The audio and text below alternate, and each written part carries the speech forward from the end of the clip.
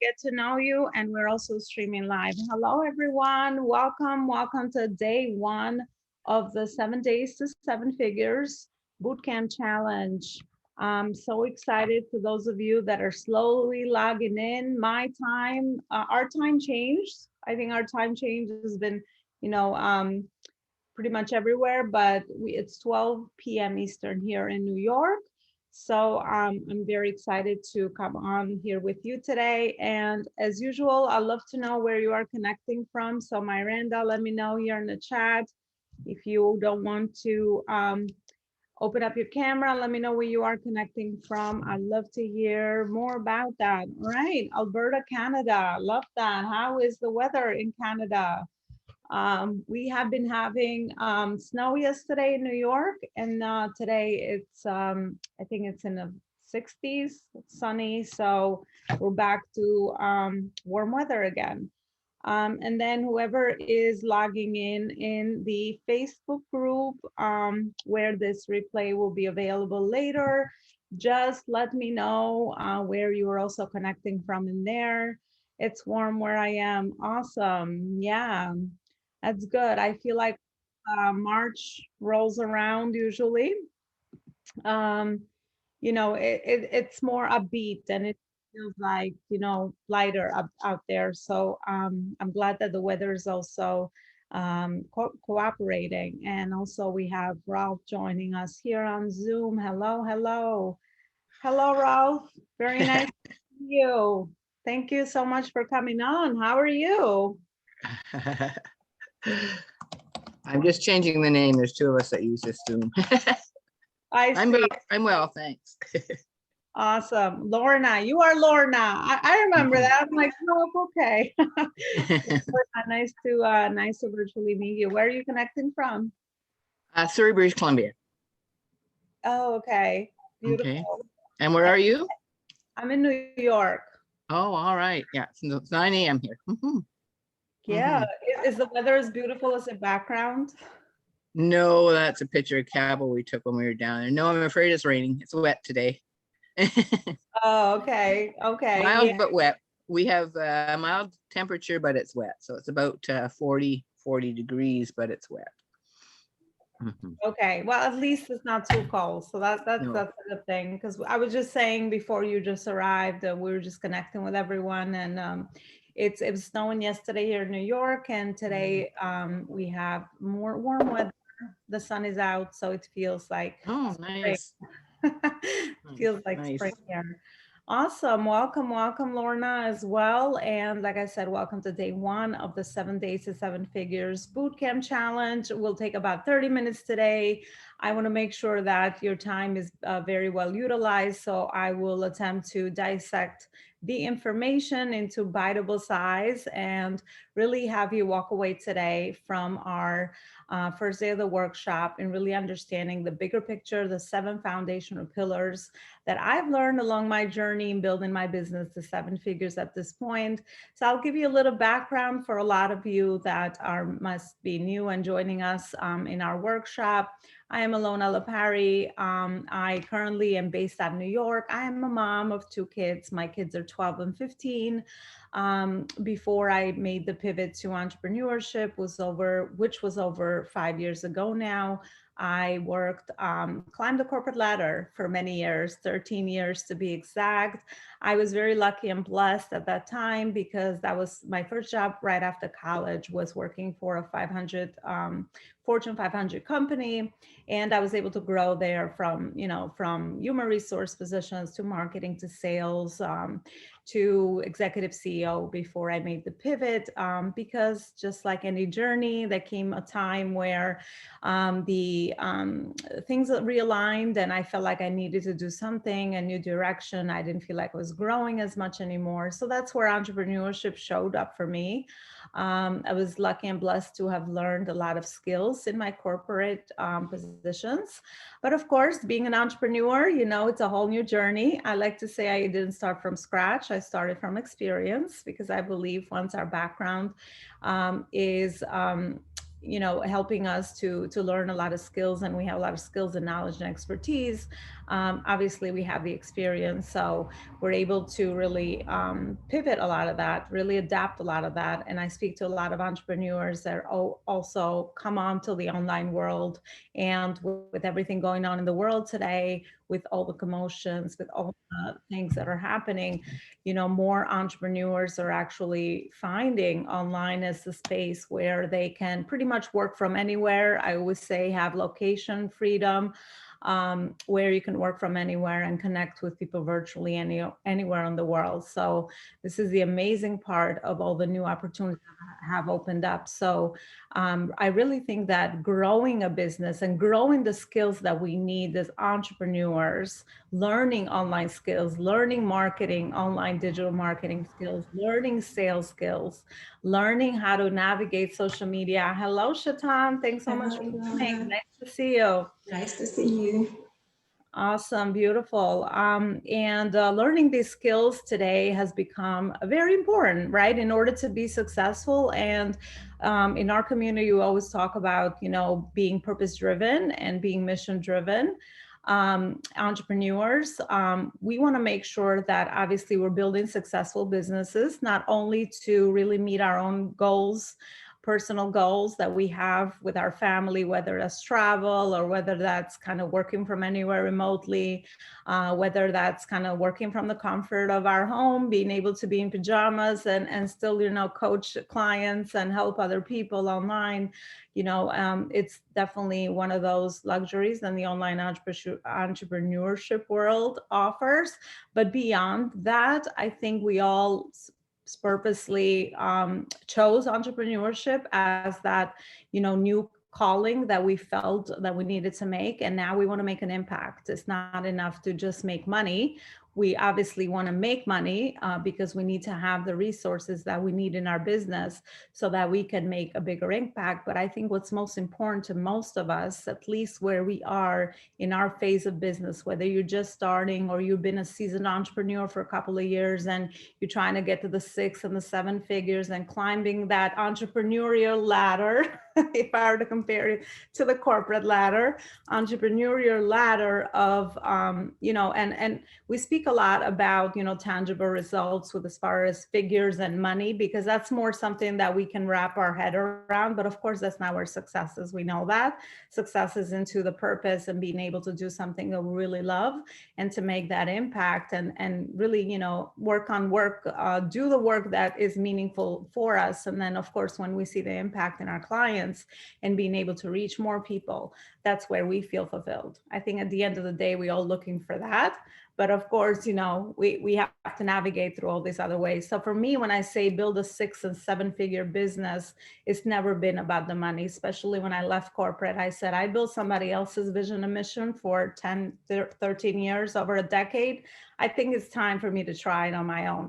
And I accidentally came into the journey. And now that I've been in it, I haven't looked back, and I realized that I have a lot of skills and I'm very skilled as an entrepreneur as well, and pinpoint and really was able to pick a lot of things that, I think maybe you guys will relate with as well. That the reason why I was also very successful in my corporate career is because I was entrepreneurial there as well.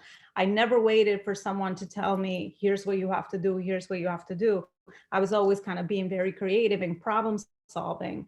And the bigger, the problems you solve, even as an entrepreneur, the more successful you'll also be, right? So that's where I feel that a lot of the things that made me successful there, I was able to adapt. And of course, I have a, background in my family as well. My husband's an entrepreneur for over 10 years in a construction industry.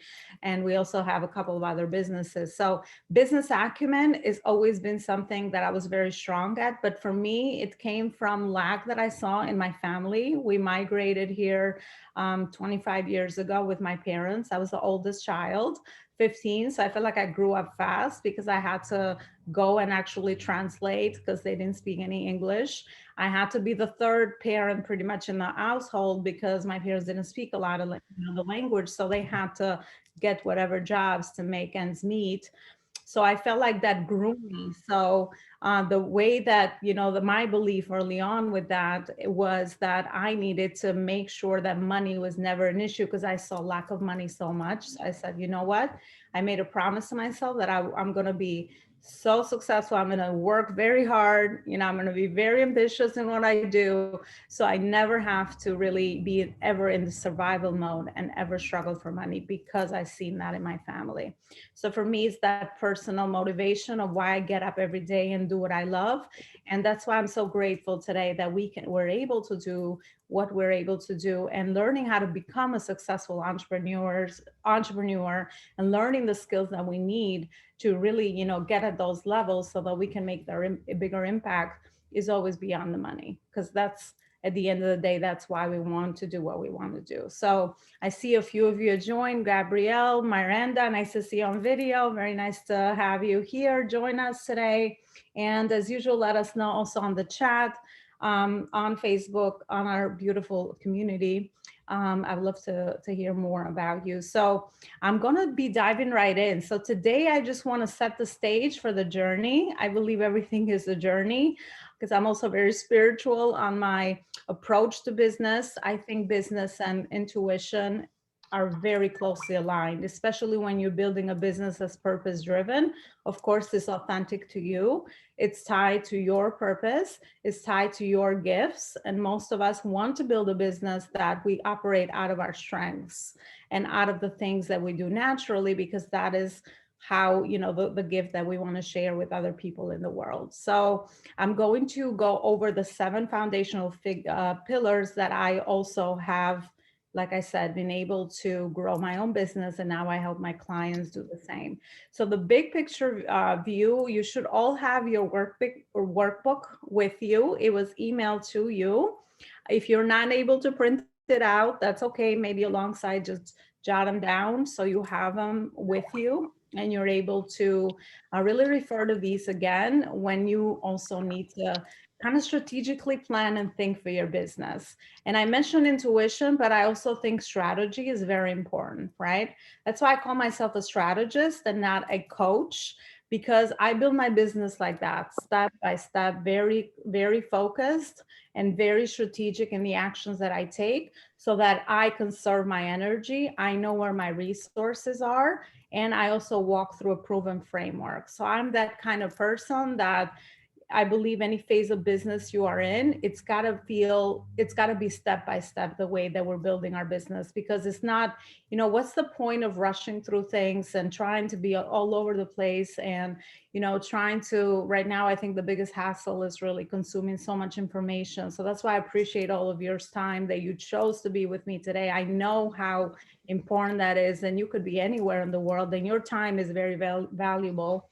But of course, time and aligning with people that resonate with your message, I think is so important. And I speak a lot about message in my business as well, because everything is message, right? And I'll go into that a little bit deeper as well, why I think that once your message is clear, that is going to make such a big difference into the results that you actually want in your business.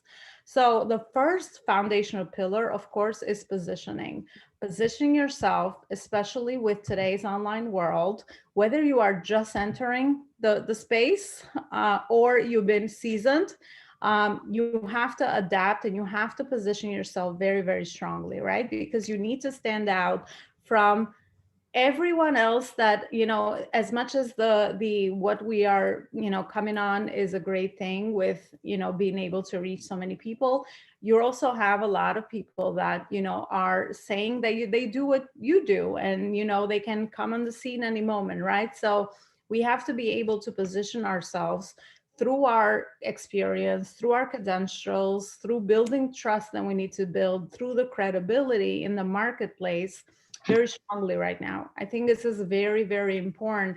No matter, like I said, if you are just starting or if you are just coming into the business space, because as entrepreneurs, I was able to evolve. I haven't always started as a business strategist. And I talk about this often because I think it's a natural progress, which is why I say as you evolve, your business evolves. I started as executive coach because I was a CEO, executive CEO. So of course my natural was to coach other women leaders. So I started as that, and then I've evolved. I still didn't want to, be business to business. I wanted to come out and be business to consumer. So I went to career coaching because of my extensive experience as an HR. I felt like, that was still not something that I wanted to do, because I needed to, the more that I served, I figured out that I need to stay strong in business, because I was able to build my business so many years, and also through my background. So I slowly, position myself as a business strategist. But again, don't be afraid. I would say, I think the thing is about balancing both. Don't be afraid to position yourself in something, but if that no longer aligns with you because you've outgrown that, it's okay. You need to, constantly re-evolve and reposition yourself in the market again. But I think what I'm trying to say is that it's important that you are positioned very strongly with your credentials and with the way that you are speaking about yourself. And I think on day 3, I'm going to walk you guys through a cute, really good exercise where you can come up with your own, I call it a service statement of your message being very clear of who you're serving, how you're serving them, what problems are you solving, what is the results that you are creating, because that ties in with how you actually introduce yourself with, wherever you're going, wherever you are increasing your visibility, and wherever you're also, speaking to your ideal audience.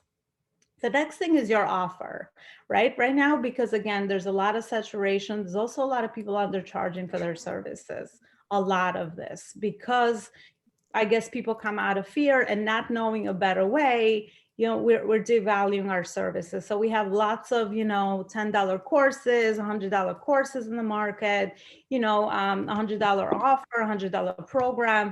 This is not, doesn't, first of all, doesn't align with most people business goals or goals of why they're in business. Because if you don't have an audience yet, if you don't have the million followers, and I'll speak about the value of audience, because it's not about how many people you have on your following you. It's about how you're actually, engaging, nurturing, and taking people through the process of serving them on a higher level with your offer. I always say, sales is service, because if they're not able to join you to serve them, then how are you going to make the impact, and how are you going to help them solve their problem?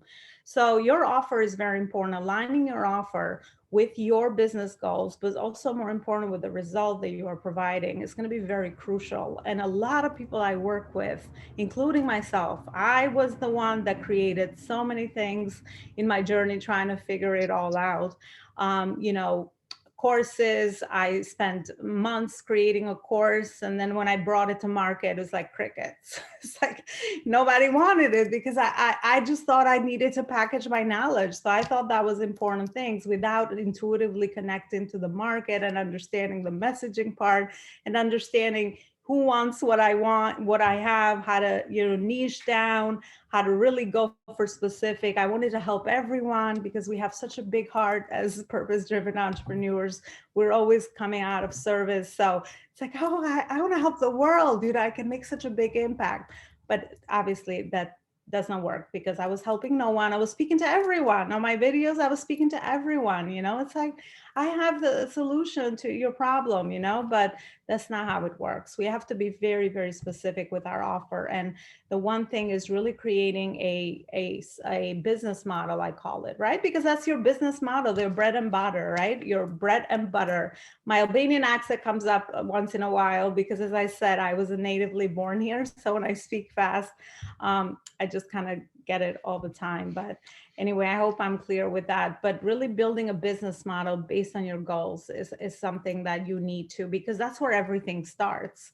If you're doing all the effort, if you're doing all the messaging, you're not able to help someone. I tell you, I mean, courses, it's like I paid for so many courses I don't have any results from, because first of all, when we pay not a lot of money for something, we just kind of, I procrastinated it. I'm like, okay, I'll do it next month. Okay, then something happened. Then life gets in the way. You know how that goes with being an entrepreneur. And I pushed everything to the side. And of course, because it wasn't a lot of money, of course, I justified it. And I said, you know what? It's all right. I'll do better next time. So really working and building a business model that really builds in so much support and accountability for your clients so they get results, you need to be addicted with client results.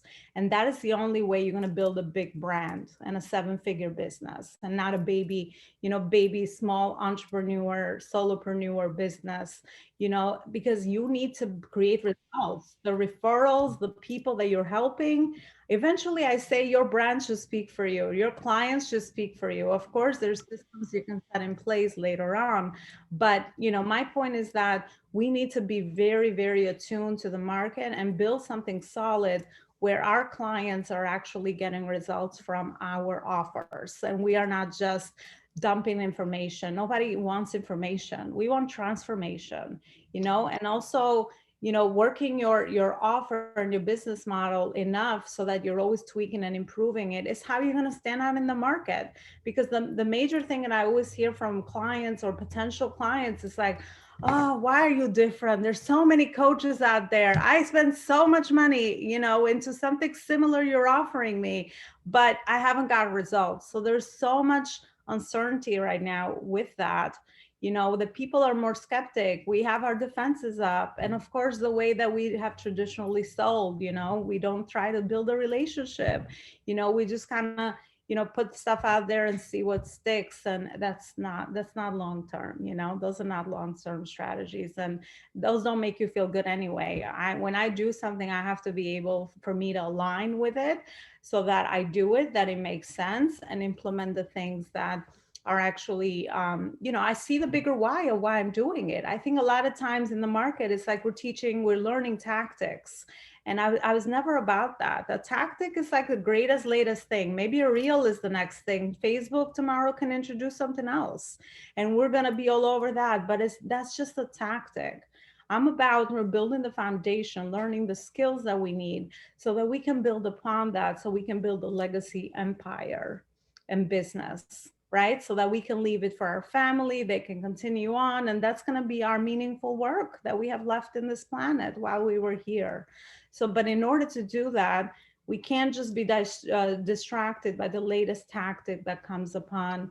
We have to be very, I think, as consumers now, we're all very educated as well, right? Because being in this, online space, we are educated. So let's utilize that education so that we make the right decisions, strategic decisions for our business based on where we are and based on where we want to go, and really align ourselves with the mentors and the people that actually have those results. I think that's like the number one thing, have those results and are not just kind of trying to teach the latest, the next thing, right? So I think it's kind of the strong people withstand, it's like one of those things. The strong entrepreneurs, they're doing this for the right reason and are learning skills that you can apply to life, just like life skills. We learn some life skills from parenting. We love some life skills from lessons we get burned, and we kind of know, okay, I have to do better next time. It's the same with business. Once you learn these foundational skills, then you can apply them over and over. And you can once you build a good, sustainable business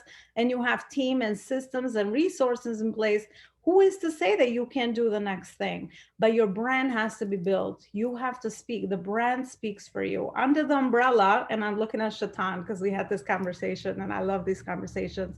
Under the umbrella of your business, of your, of your business, of your company, let's say, you can do so many other things later on, but you can't just do them all at the same time. The problem is that everyone's trying to introduce a new offer. I say one offer, one market. It's all going to require so much energy. So build something that you can do really well and stick with that. I stuck with one thing and I'm still sticking with one thing. I only have only two programs that I offer because that's my bread and butter. I know now for, throughout my experience, that that's where I am the most efficient and where I can give the best results. And I'm always improving it. So do not create a million offer. Do not just, a confused consumer never buys. Sometimes we're just like throwing so many things out there, seeing what sticks. But you know how it is. Today it's very hard to kind of, decide on the next thing that we need to do because there is too much information. Anyway, so I promised myself I was going to be like more focused on each one because I need to stay within the 30 minutes. But I'm going to get off that one. So I will start sprinkling a lot of these foundational pieces throughout the days as well. Okay. So that it's like, I want to tie the bigger picture for you guys. So it's not like loose ends of just positioning and offering and business model. And then it's like, okay, where does this tie in with everything else? So I'm going to attempt to do that. So let's go to the next one, which is content creation. So the second pillar is content creation. And like I said, you have, it's the messaging. When we create content, we have to have a strategy behind our content. We should not just be creating content just because we're creating content. We just need to stick something up there. We all hear about consistency because we're training our audience. We're human beings. We get programmed. Whoever we surround ourselves with, we get programmed. So we need to train our audience in a good way to expect us and to look out for our content. Of course, we need to make sure I'm also another legacy builder with my content. I don't delegate my content. That's my message to the world. I do that. I can delegate a million other things to my team and the systems, but the message is mine. And I make sure that I do my content daily. Because I'm also always listening to my audience and my clients. So when I'm creating content, it's stuff that is good stuff. It's stuff that's coming from real, interaction. It's not just like me reading about something in theory. I'm also very practical as a person anyway. So I don't like theories. I'm like, okay, how can I apply it? Because, we know that's where action and magic is, when you just take it and apply it. Otherwise, it's just like, it's a great concept, but unless I see it, how I can implement it, then I don't know how it will help me. So content creation is another one. That's where online we're building trust with our audience.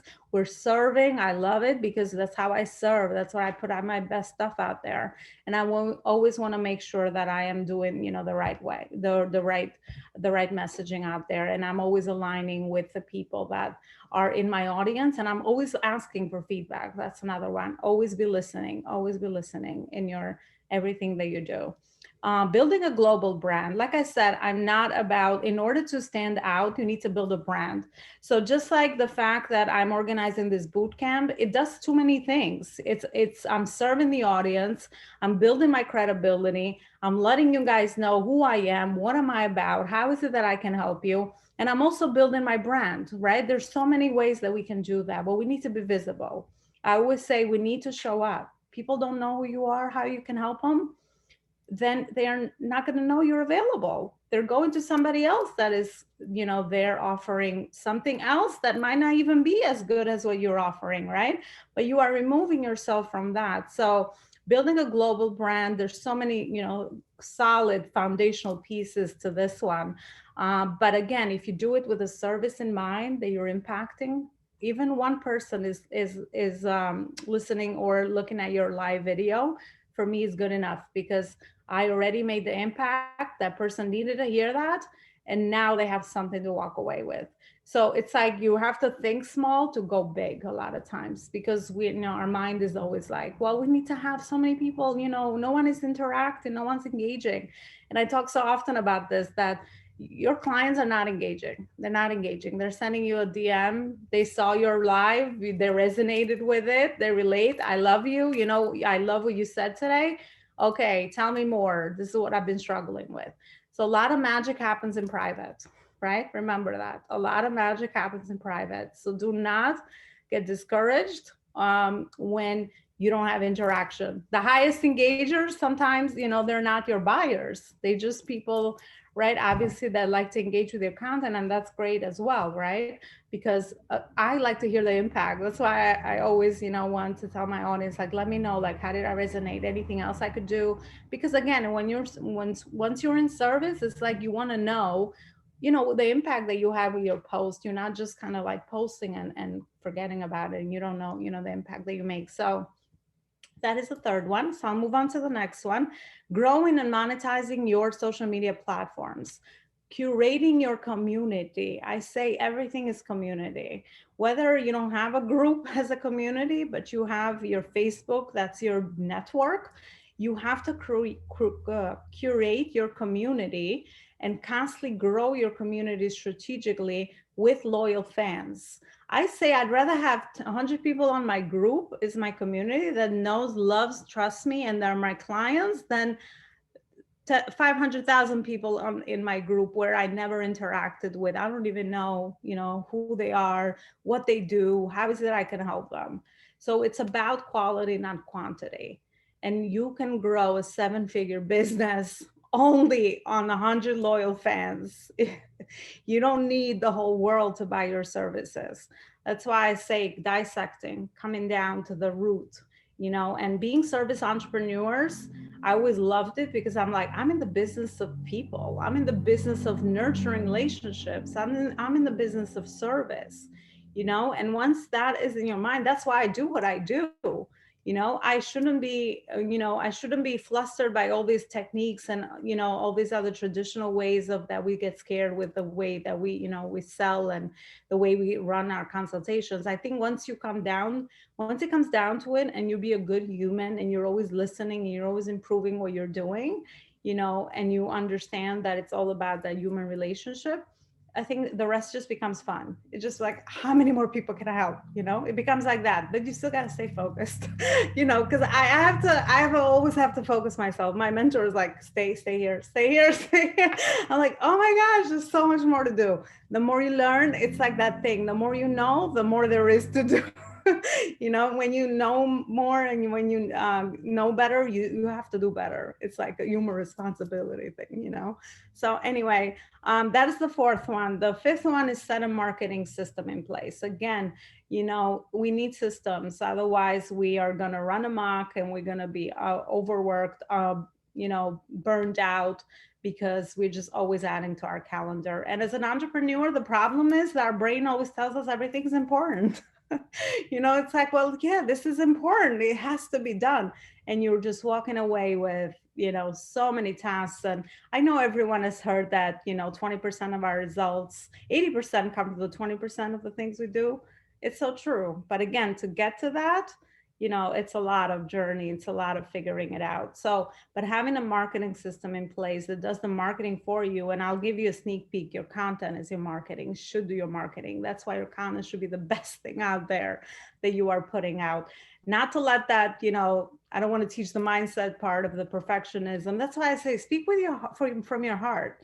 I make a lot of spelling mistakes in my content. English is not my first language, but the message, I make sure that the message is always landing.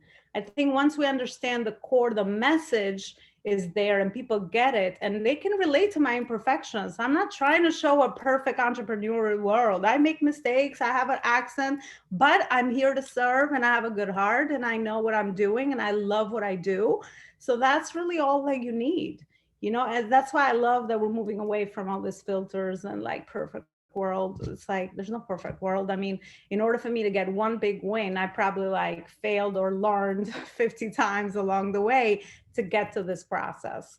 So I also attempt my content to kind of teach a lot of the behind the scenes, or at least share the behind the scenes, because I think that's how we connect to each other and be like, okay, oh, so to build that, to get that result, you have to go through all of this, which is why I don't compare yourself to somebody else's highlight reel. It takes 10 years, 10,000 hours. It's like business is like a like athlete, and you have to run a marathon. It's not like a sprint that you do and you're done. It's daily, show up daily, daily, daily, imperfect action, and just doing it for the service. That's why I say once you're connected with something bigger than you, it just becomes fun, because then you're showing up for the people. You're not showing up, you're removing all the noise that our brain, really sends us a lot of times. Setting a sales system is the sixth one. So setting a sales system in place. So when I say grow and monetize your social media, that's got to be a system behind all these conversations, right? There's got to be a system behind who is in the audience, filtering the audience, really seeing who is the best people you can serve now, later, a year from now, 2 years from now. So really setting the step-by-step systems that you need so that you are, having a way to really engage in these conversations. Because I think at the end of the day, it's all about conversations, but really understanding that, because it gives you such great insight when you know who your audience is. That's why if you are on my group, or if you're on my Facebook, if you're on my LinkedIn, if you're on Instagram, I don't even care to have big things follow because I have conversation with everyone. I have a system behind everyone that I speak to, and not in a, a negative way, but in a great way where I keep track of these conversations. And I'm there. I know who my audience is, and I'm always asking, for feedback. So, you know, as anybody got frustrated when you're just posting content on social media and like I said, no one engages with it, but then you're like, it's not giving me any sales.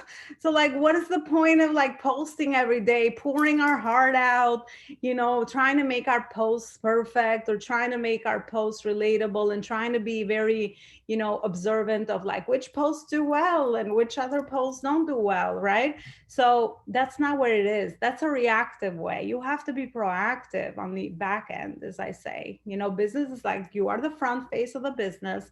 And that's why you have other systems in place in the back end so that you are very focused and strategic in the way that you are managing your social media so that you get to connect with your audience in a private manner, which is where the magic is, and then walk them through that cycle that needs to be walked through so that you eventually can serve them at a higher level through your programs or through your business model that you've chosen. So there's more to it, So when I learned that, I'm like, oh, that's not all that there is to it. And I used to look at people that had such high engagement, but it doesn't always relate to sales in their business. That's why kind of understanding the two. I think, if nothing else from today, I think just understand that part. I think it's going to really be very, very helpful. And then the last part is leading and growing with the team. I always say up to 6 figures, you can be a solopreneur, hustle your way around, I don't like the word hustle, but kind of do it all as, we all start there, wear all the hats, we're doing it all. And there's a lot of great value to that, I would say. I say as an entrepreneur, you have to understand these things first before you know who to hire, because you could be hiring the wrong thing because you don't even understand yet what is it that you need to delegate on, how is it that you can make sure that that employee you're hiring is actually giving you a return on your investment. I say hires are an investment. They're not an expense in your business. But really understanding what goes behind the foundational piece in the business so that you can hire and you can also manage them effectively is going to be, very, very important. Because if you're scaling beyond that, yes, there's so many other things. You can do ads and we could do this and that. I see a lot of entrepreneurs sometimes just doing ads. I'm like, you can build over 6 figures and up just by organic conversation and just being, curated with your network and your content and all these other things. You don't need to invest in ads, especially if you don't have the message right yet. Because at the end of the day, everything is message. So you are, wasting money on ads. And trust me, I've wasted lots of money on trying to do different ads. But, the human touch, the nurturing part, it's like you can hire another human to do that and get back way more back on your ads than what you would get, because even with an ad you're getting a cold audience. You still have to put them through your system of nurture, build trust, and all of that stuff is what I'm teaching in the sales system. So why not just do it the human way?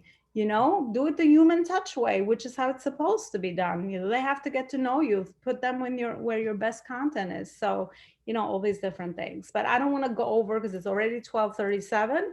So I will, these were the 7 foundational pillars. Like I said, I will start to tie these in for you guys, like slowly every day, so that you kind of, piecing. I'm also doing the piecing together, not just teaching the content and just kind of like, okay, here it is. But I would ask you as homework or drop in the chat, which of these systems are you missing in your business? So all these 7 systems, 7 foundational pillars that I spoke about, just do some brainstorming and reflecting and let me know in the chat which ones are you actually missing in your business and which ones are you actually going to, look more into. I'm sorry, Ilona, I came in late, but I missed the 2 of them. I missed 1 actually and 3. Yep. Welcome, Audrey. Nice to see you. So we covered positioning and offer creation as the first pillar, and then building your global brand is the third one.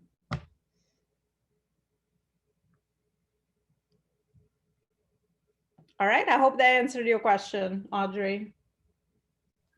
Yeah, it did. Thank you. No problem. No problem. All right, everyone. So, yep, go ahead, answer that. I'll also post the homework thread inside the Facebook group so that you get a chance to answer the questions in there as well. And I will see you here back tomorrow.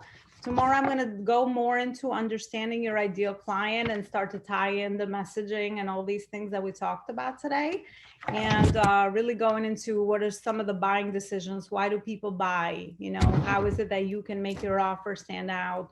And so many more other things. But I don't want to jump ahead into tomorrow's content. So I'm back tomorrow, same time, same place.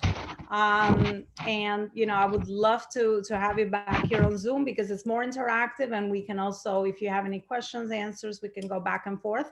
I love engagement. I love to interact because I just don't like just presenting, because again, I want to hear the impact, and we'll see how is it that, you know, we can relate and make sure the content is, you know, serving you where you are in the phase of business that you're in, so that we make it sort of like a workshop style where we're learning and also we're implementing. We're not just kind of, you know, just sitting with the content in the theoretical way that I mentioned before. So I thank you all for coming. It was beautiful to see all of you. Thank you so much. I wish you a great rest of Monday, a great start of the week, and I will see you here tomorrow at 12 o'clock Eastern again. Thank you, Ilona. You too. Bye, everyone. Take care. Bye-bye.